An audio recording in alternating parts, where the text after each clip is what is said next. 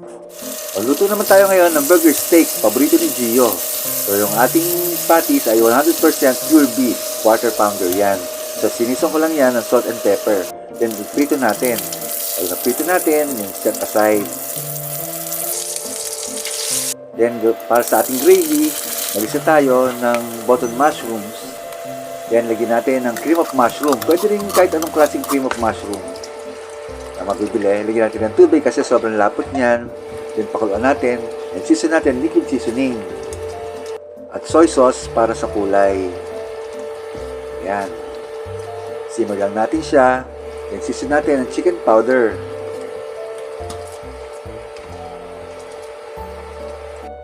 Then ang ating black pepper. Yan, ayos na yan. Pwede na tayo mag-plate. So meron akong egg fried rice. Pwede rin namang steamed rice lang. Dahil malasa yung ating gravy.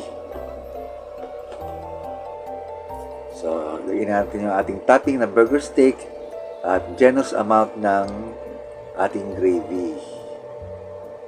Yan, okay na yan. At ayan na po ang ating burger steak. Happy cooking!